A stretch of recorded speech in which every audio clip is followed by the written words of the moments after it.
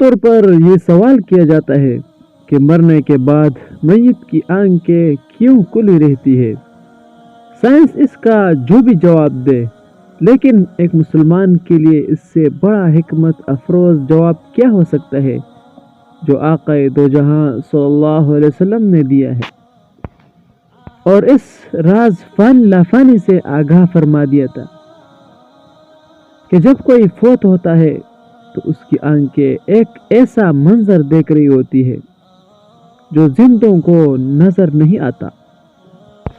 صحیح مسلم اور ابن ماجہ کی روایات کے مطابق حضرت ام سلمہ رضی اللہ عنہا کا جب آخری وقت آیا تو رسول اللہ صلی اللہ علیہ وسلم نے ان کی عیادت کے لیے تشریف لائے۔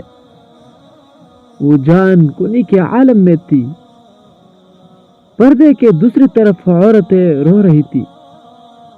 آپ صلی اللہ علیہ وسلم نے فرمایا، میت کی جان نکل رہی ہوتی تو اس کی نگاہیں پرواز کرنے والی روح کا پیچھا کرتی ہے، تو جب روح نکل رہی ہوتی اس وقت وہ بار بار اس کو دیکھ رہی ہوتی ہے، اس کی آنکھیں، تو اس وجہ سے اس کی آنکھیں کھلی رہ جاتی ہے۔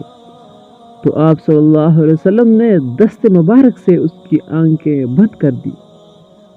آپ صلی اللہ علیہ وسلم نے عورتوں کو تلقین کی کہ میت کے لیے بد دعا نہیں بلکہ بھلائی کی دعا مانگے، کیونکہ فرشتے میت اور اس کے اہل خانہ کی دعا یا بد دعا پر آمین کہتے ہیں۔